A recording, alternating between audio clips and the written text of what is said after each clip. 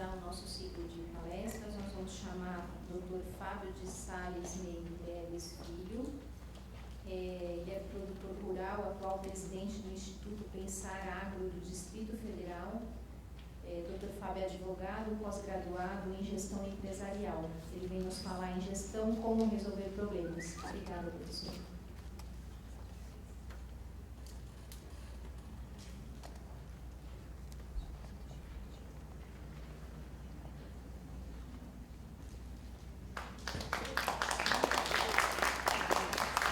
Bom dia a todos. Eu acho que muitos estão se perguntando o que uma pessoa do agronegócio pode estar fazendo num evento desse porte de saúde.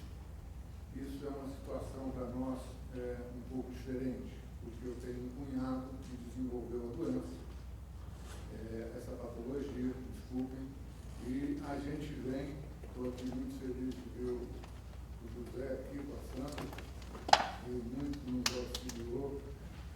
E para nós podermos estar aqui com os problemas que surgiram para nós, no sentido de nós conseguirmos alcançar e ter uma melhor condição para atender o meu cunhado, nós tivemos muita ajuda do Instituto do Movimento de Goiânia, do Dr. Wilson Marques, lá de Ribeirão Preto, e do Dr. Acari. E nós descobrimos que no dia a dia, do que nós fomos tratando, nós fomos conhecendo cada vez mais pessoas. E essas pessoas passaram a nos mostrar a grande dificuldade que tinha com relação, desde o diagnóstico da ela até o desenrolar das questões que nós passamos a ver. A doutora Silvana foi muito feliz em tudo que ela colocou. E eu acho que também nós temos uma outra dificuldade além do que ela nos disse. É o problema do nosso legislativo, do nosso judiciário, que sequer tem conhecimento das dificuldades e dos problemas que nós temos. Então, quando a gente apresenta uma solução de problemas, de gerir esses problemas, de conseguir resultados, essa é a nossa busca. Então, o que eu vou apresentar é algo que deu resultado muito forte para nós no agronegócio, porque nós éramos aquele grupo de pessoas que fomos excluídos, como banidos da sociedade, como se nós produzíssemos alimentos e fôssemos marginais. E continuamos dessa forma. E na saúde, nós vemos a mesma coisa que no agronegócio. Bilhões e bilhões de reais destinados e que não chegam a lugar nenhum. Ou pelo menos não conseguem chegar em tempo e hora nas questões do que nós acreditamos que seja o tempo necessário para cada um dos pacientes, que é, de uma forma geral, diferente de todos os outros. E todas as informações que nós buscamos, o pessoal salienta muito que grande parte de quem desenvolveu a ela tem origem do setor agropecuário, veio da área da produção rural. Então, isso a gente precisa desmistificar, porque antigamente não existia dado suficiente para esse tipo de situação. E aí começam a utilizar todos os tipos de situação contra todos nós, que é a questão do defensivo agrícola, taxado no Brasil como agrotóxico, e que nós chegamos aqui em São Paulo, que pura e simplesmente que a ela ou outras doenças neurodegenerativas são desenvolvidas pelo uso de defensivos agrícolas. Eu não estou defendendo defensivos agrícolas, mas até 1998 nós éramos o maior importador de alimentos da América Latina. Nós importávamos arroz, feijão, carne, praticamente todos os produtos básicos. Então a gente vê que a nossa necessidade é de unir alguns setores que somos paralelos, porque nós acabamos de mostrar que o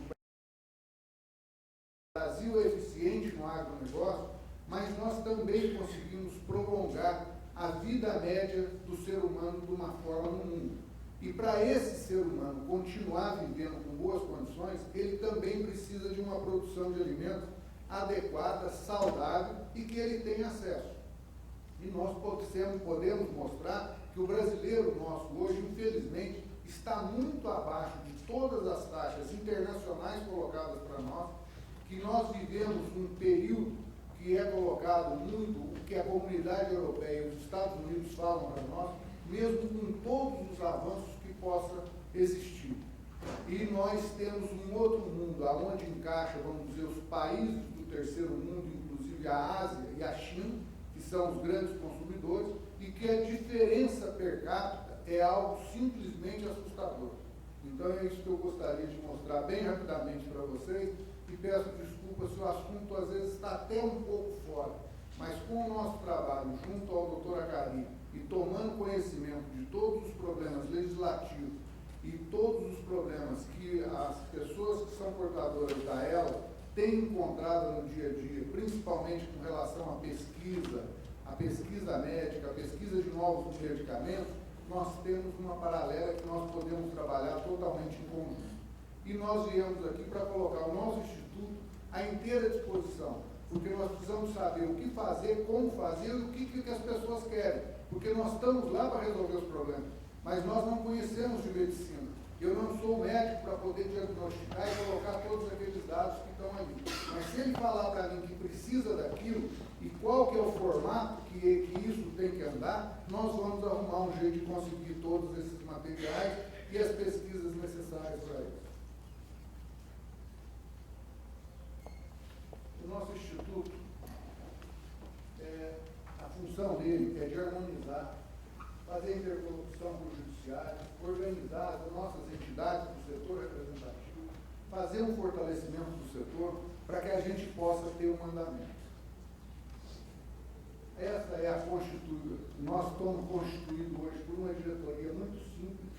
A AMPA é a Associação do Algodão, a única do álcool, a BCZ da carne, a ProSoja, já fala pelo seu próprio nome.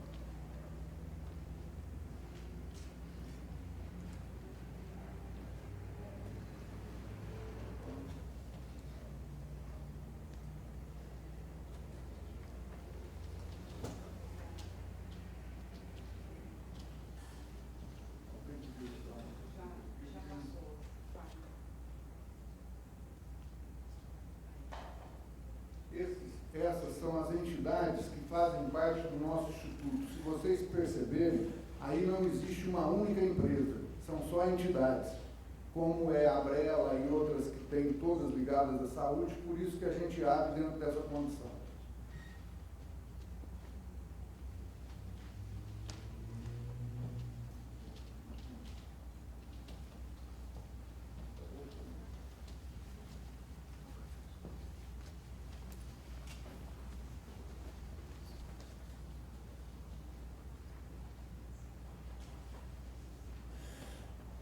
Esse é o funcionamento do nosso organograma.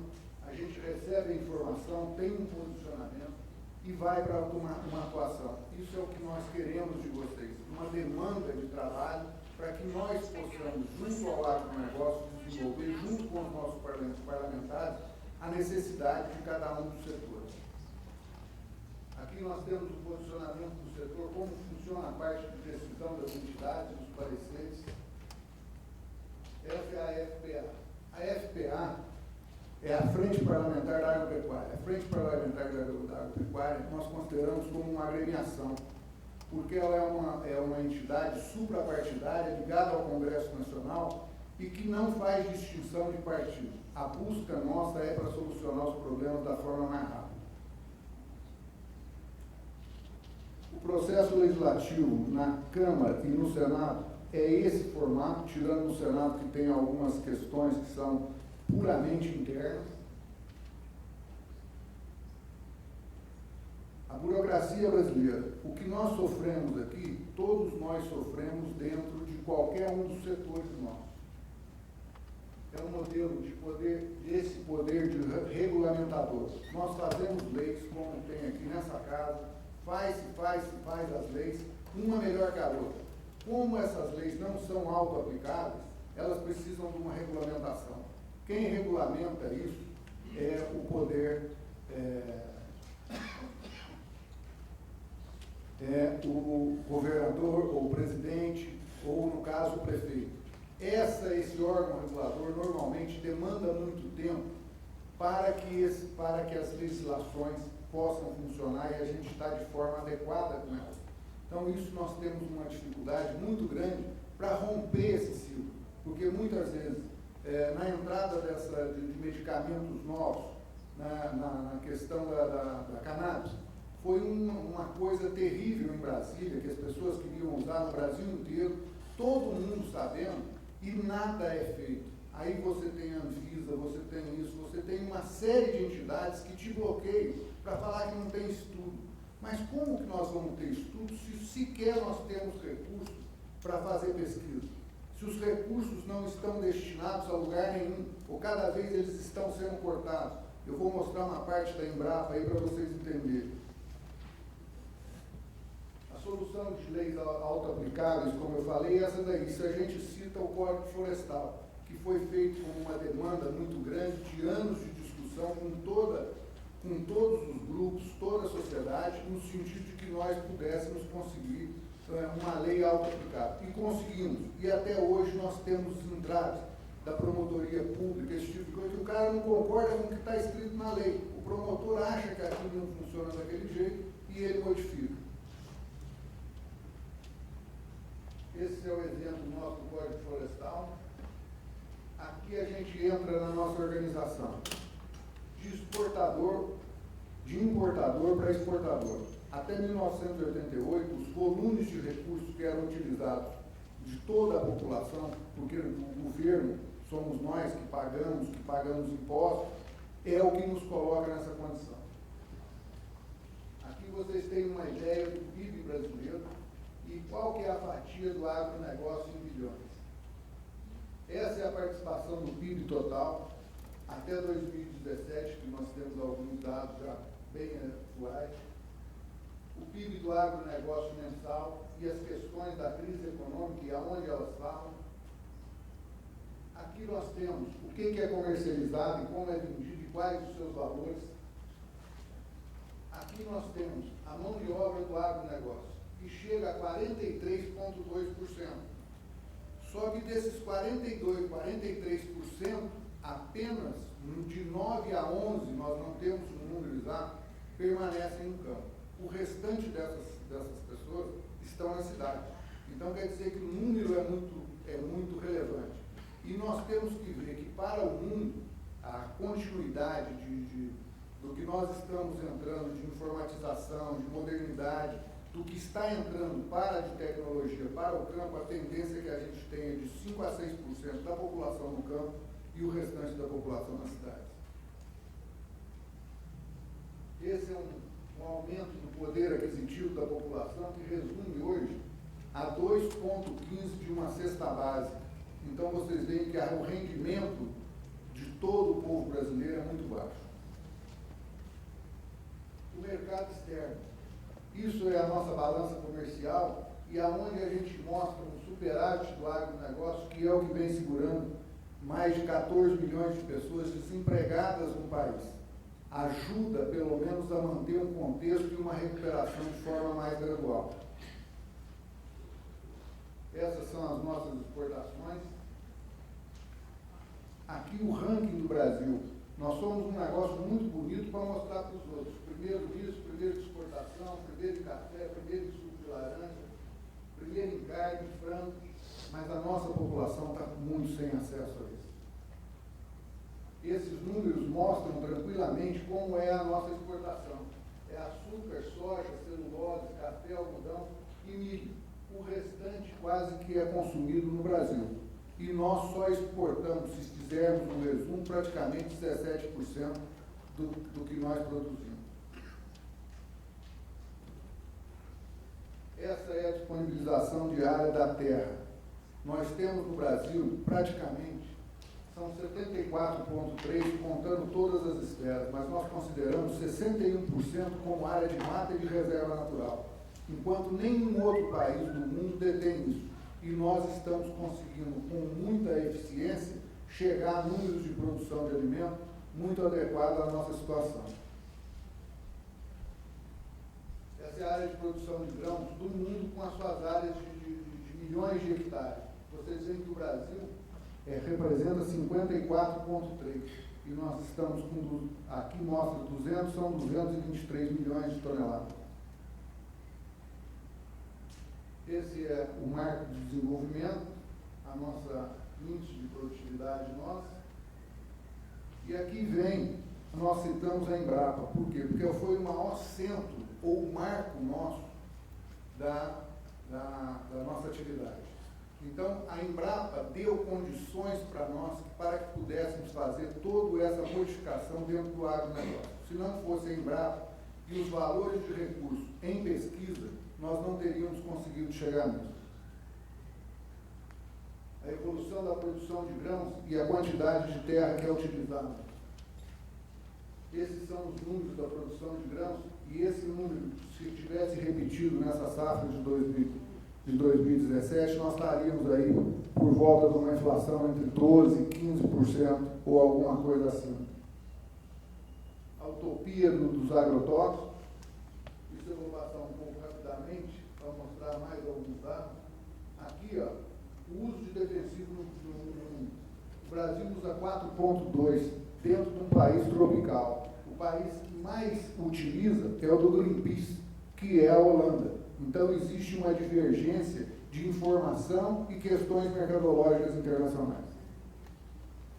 Aqui é a situação do Brasil por hectare no uso do agrotóxico ou do defensivo agrícola. E quanto que custa para o Brasil e quanto que custa para o mundo. Essa é a condição dos insumos. Aí é uma coisa pesada. Olha para vocês verem aonde estão os 3 milhões de habitantes, de pessoas, e qual o valor que nós temos para utilizar per capita. E olha os valores da América e dos Estados Unidos. Então é muito fácil falar para nós o que nós não podemos fazer e o que nós não devemos fazer. Mas como é que a gente faz essa alimentação? Isso é o que nós temos.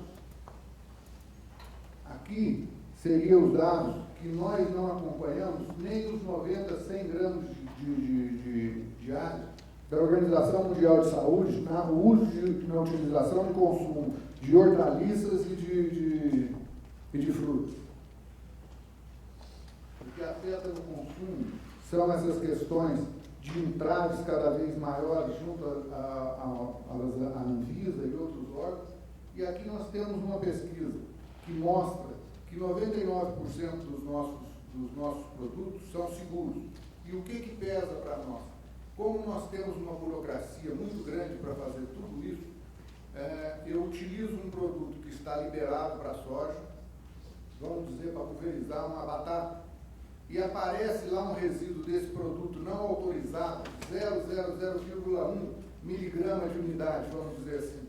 E aí ele é autorizado no mundo inteiro que uma pessoa pode consumir até 1. Aí sai publicado no jornal brasileiro que nós consumimos veneno. Não é veneno, é um produto não autorizado. Então eles fazem disso um escarcéu. Mas isso tem a questão de mercado e de recursos das multinacionais que estão envolvidas nisso. Esse é um aperfeiçoamento. Esses são os índices de produtividade que nosso deu extremamente certo na agricultura, perseguindo esse desenvolvimento de novas tecnologias. O desafio persiste no agro ainda. E aí nós entramos nessa questão. Questão de saúde, todos nós já conhecemos tudo isso, a doutora que está aqui conhece mais do que eu, que é sobre a Constituição. Nós temos a destinação dos recursos, que é uma emenda constitucional, e ela está na Constituição, e nós deveríamos ter acesso a esses recursos, e dificilmente nós temos. Essa é a transferência que nós precisamos, ou que deveriam ser mais adequadas. O financiamento do SUS federal, a gente vai mostrar alguns dados, que é aí onde difere, aonde chegam esses recursos. Aqui está a forma mais simplificada possível, que nós colocamos no sistema SUS, no mesmo sentido. E aqui nós temos alguns números interessantes. A Prefeitura coloca 9 bilhões, o Estado coloca 11 e a União coloca 4 bilhões. Isso para o Estado de São Paulo. A Prefeitura de São Paulo hoje coloca R$ 808 por pessoa. O Estado, 260 e o Governo Federal apenas 99. Então, esses números não chegam, ou nós não temos a disponibilidade de informações necessárias de como está sendo utilizado esse recurso.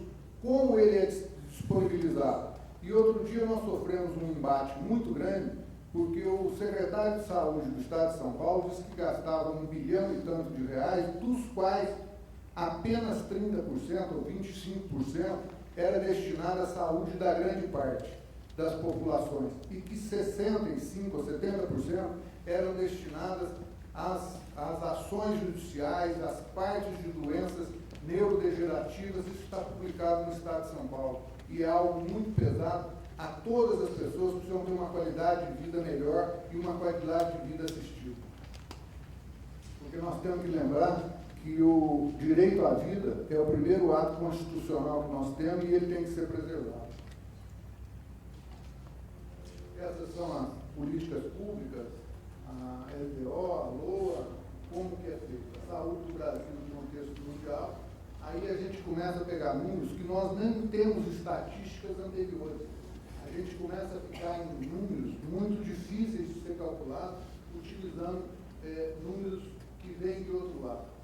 Aqui, pela Organização Mundial da Saúde, a média mundial é 806, nós estamos na frente da América Latina, mas o Brasil se coloca lá no número 280. Mas se vocês lerem quem são os outros países, o último é a Nigéria. Nós estamos numa situação extremamente complicada, porque quando você começa a melhorar um pouquinho do Chile para cima, nós já estamos ainda numa fase não tão boa. Os gastos per capita de saúde de 98 a 2003, olha, só dos países latinos.